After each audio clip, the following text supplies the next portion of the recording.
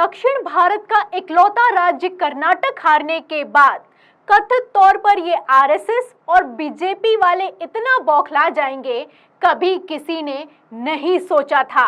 RSS प्रमुख मोहन भागवत का 5 राज्यों के विधानसभा चुनाव और 2024 लोकसभा चुनाव से पहले एक बयान आया है और इस बयान ने बवाल खड़ा कर दिया है।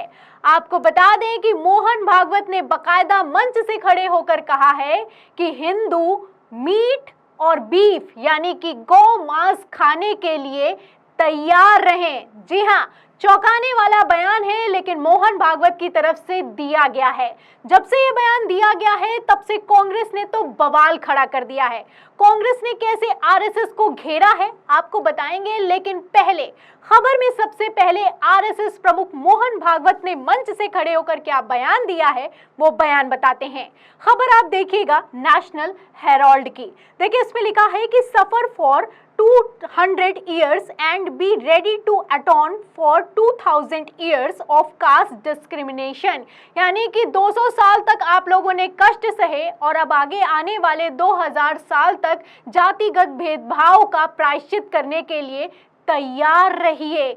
ये एक छात्रावास में मोहन भागवत लोग संबोधित कर रहे थे, तब उन्होंने कहा कि हमें जातिगत भेदभाव को मिटाना है और किसी भी तरीके से मिटाना है, चाहे उसके लिए फिर हिंदुओं को बीफ क्यों ही ना खाना पड़े। इतना बड़ा बयान है मोहन भागवत की तरफ से दिया गया है। एक तरफ ये लोग कहते हैं कि गाय की पूजा करनी चाहिए, एक तरफ खबरें निकलकर सामने आती हैं कि गौ मांस के शक में लोगों की लिंचिंग तक कर दी जा रही है, मार मार कर उनकी हत्या तक कर दी जा रही है। वहीं दूसरी तरफ मोहन भागवत का क्या बयान है, ध्यान से सुनिएगा, क्योंकि ये बयान अगर किसी और ने दिया होता तो बवाल खड़ा हो गया होता। भारतीय जनता पार्टी के लोग तो छाती पीटने लगते, गोदी मीडिया सड़कों तक उतर आता। क्या बयान है, बयान सुनिए। देखिए खबर में लिखा है कि RSS chief Mohan Bhagwat comments on Agrasen छात्रावास नागपुर। तो नागपुर में एक छात्रावास में थे। This week have started up a storm in tea cup by also advising Hindus to be ready to eat meat and even beef is necessary. तो इसका हिंदी में आपको लब्बो लबाब में बता दूं कि खबर में लिखा हुआ है नेशनल हेराल्ड की कि एक छात्रावास में मोहन भागवत संबोधन करने के लिए पहुंचे थे और उन्होंने संबोधन के दौरान ऐसा कुछ कह दिया है जिससे चाय के कप में भी भूचाल आ जाएगा।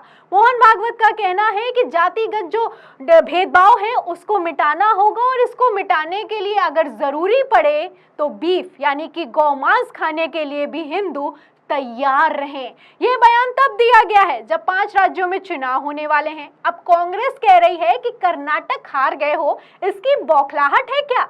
इस तरह का बयान देने का मतलब क्या बनता है? जैसा कि आप जानते हैं कि तेलंगाना और तमिलनाडु में भी चुनाव होने वाले हैं, उसके ठीक पहले मोहन भागवत ने इस तरह का बयान दिया है। फिलहाल कांग्रेस ने घेरा है और इसी नेशनल हेराल्ड की खबर को शेयर करते हुए लिखा है, नेशनल फोरम है, ये कांग्रेस का ही पेज है, उनकी तरफ से लिखा गया है कि यकीन नहीं होता तेलंगाना और तमिलनाडु में भाजपा अपना पैर जमाना चाहती है, इसीलिए ये चड्ढीधारी लोग हिंदू को गाय का मांस खाने को बोल रहे हैं। भागवत जी हिंदू धर्म में हजारों साल से गाय को पूजते आ रहे हैं। गाय का मांस आरएसएस के लोग दफ्तर में खाएं, किसी को कोई दिक्कत नहीं है, पूरे हिंदू धर्म का ठेका ना लीजिए। तो अगर दम है तो अपने दफ्तर में खिलाइए। यहाँ पर आप हिंदुओं को किस तरह की सीख दे रहे हैं? एक तरफ आप बवाल करते हैं, दूसरी तरफ मंच से खड़े होकर इस तरीके की बात करते हैं कि संविधान के तहत हमें आर्थिक कमजोर वर्ग पर ध्यान देना चाहिए, जातिगत भेदभाव को मिटाना चाहिए, इस तरीके की बातें करते हैं। तो कांग्रेस आखिर ऐसा क्यों कह रही है कि तेलंगाना और तमिलनाडु में पैर जमाने के लिए भारतीय जनता पार्टी या फिर कि आरएसएस ऐसा कर रही है? इसके लिए मैं आपको मेघालय चुनाव लिए चलती हूँ। मेघालय में इसी साल विधानसभा चुनाव हुए थे और उन विधानसभा चुनाव में बीजेपी के प्रदेश अध्यक्ष ने एक ऐसा बयान दिया था कि बवाल खड़ा हो गया था। बयान आपको नहीं याद है? तो सुनिएगा। देखिए, इसमें खबर में लिखा है बोलता है हिंदुस्तान की कि मेघालय में भाजपा के प्रदेश अध्यक्ष बोले, मैं बीफ खाता हूं, मेरी पार्टी को कोई दिक्कत नहीं है। यानी कि मैं गौमांस खाता हूं और मेरी पार्टी यानी कि भारतीय जनता पार्टी को इससे कोई दिक्कत नहीं है। जब मेघालय में विधानसभा चुनाव प्रचार चल रहा था तो खबरें निकलकर सामने आ रही थी कि अगर भारतीय जनता पार्टी की सरकार बन गई तो ये लोग गौमांस पर रोक लगा देंगे। और अगर नॉर्थ ईस्ट के राज्यों की बात करें तो वहां पर बीफ मेन मुख्य तौर पर खाया जाता है।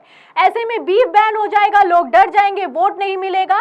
तो बीजेपी के प्रदेश अध्यक्ष खुद सामने आते हैं और अर्नेस्ट मावरी इनका नाम है और कहते हैं कि हम तो भैया बीफ खाते हैं और हमारी पार्टी को कोई दिक्कत भी नहीं है। अब इस तरह की बयानबाजी की जाती है। एक तरफ बीजेपी प्रदेश अध्यक्ष का बयान आपने देखा, वहीं दूसरी तरफ मोहन भागवत के बयान से क्यों बवाल मचा है आप समझ सकते हैं।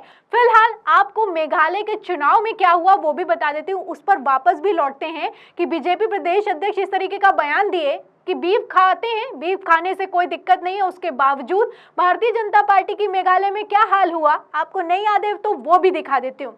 आप देखिए, दैनिक भास्कर में लिखा है जो मेघालय विधानसभा चुनाव का रिजल्ट है। देखिए, इसमें लिखा है कि 2023 में एनपीपी 26 सीटों से जीती, बीजेपी 2। बीजेपी मात्र 2 सीटों पे जीती। इन लोगों ने गौमांस को सपोर्ट किया। उसके बावजूद कांग्रेस 5 पर और टीएमसी 5 पर। तो पहली पार्टी कौन बनकर निकली आपने देखा, एनपीपी। बीजेपी 2 सीटों से जीती और वही भारतीय जनता पार्टी जो कि एनपीपी का चुनावों में बिल्कुल बहिष्कार कर रही थी, चुनावों में कह रही थी कि ये जो एनपीपी है ये भ्रष्ट पार्टी है, हम लोग केंद्र से पैसा भेजते हैं, ये वही पार्टी है जो कि जनता तक पहुंचने नहीं देती है। जब चुनाव में ये लोग सिर्फ 2 सीटें ला पाए, उसके बाद भारतीय जनता पार्टी ने एनपीपी से गठबंधन कर लिया। तो चुनाव के लिए, कुर्सी के लिए लोग कुछ भी कर सकते हैं, आप देख सकते हैं। थोड़ा सा जटिल है लेकिन अगर समझने की कोशिश करेंगे तो आपको खबर दर खबर इतना तो क्लियर हो ही जाएगा कि भारतीय जनता पार्टी कथित तौर पर चुनाव जीतने के लिए किस हद तक गिर सकती है। आपको नहीं याद है तो एक खबर भी दिखा देती हूँ। खबर आप देखिए इंडिया टीवी की। इसमें लिखा है कि मेघालय में बीजेपी ने क्यों तोड़ा गठबंधन, अमित शाह ने बताई राज की बात, साथ ही दिया बड़ा बयान। तो फरवरी के महीने में जब तक वोटिंग नहीं हुई थी उसके 1 हफ्ते पहले तक अमित शाह मंच पर खड़े होकर एनपीपी का विरोध कर रहे थे। लेकिन जैसे ही 2 सीटें आई गौमांस का सपोर्ट करने के बाद भी तो इन लोगों ने गठबंधन कर लिया। अब बात यहाँ पर आकर अटकी है तेलंगाना और तमिलनाडु की। कर्नाटक के लोग हार चुके हैं, दक्षिण भारत का इकलौता राज्य हार चुके हैं। अब ऐसे में इस तरह की बयानबाजी करने का मतलब क्या बनता है, सवाल खड़ा होता है। फिलहाल राहुल गांधी इसको लेकर पहले ही कह चुके हैं। उन्होंने अभी विदेशी दौरे के दौरान क्या कहा उनका भी बयान सुन लीजिए। देखिए खबर आज तक की। देखिए इसमें लिखा है कि बीजेपी जो करती है उसका हिंदू धर्म से कोई मतलब नहीं। पेरिस से राहुल गांधी ने केंद्र पर साधा निशाना। तो ये लोग जो करते हैं उसका हिंदू धर्म से कोई मतलब नहीं, उतना तो आप समझ ही सकते हैं। वोट के लिए और कुर्सी के लिए किसी भी हद तक जाया जा सकता है क्या, सवाल खड़ा होता है। राहुल गांधी भी कहते हैं कि किसी को आतंकित करना, डराना, धमकाना हिंदू धर्म हमें नहीं सिखाता, जो कि भारतीय जनता पार्टी करती है। फिलहाल इस पूरी खबर पर और सबसे मेन पॉइंट इस खबर का यह है कि मोहन भागवत के इस बयान पर आप क्या सोचते हैं हमें कमेंट बॉक्स में जरूर लिखें। वीडियो को ज्यादा से ज्यादा शेयर करें, सब्सक्राइब बटन दबाएं, लाइक दबाएं ताकि हर खबर की नोटिफिकेशन आप तक पहुंचती रहे।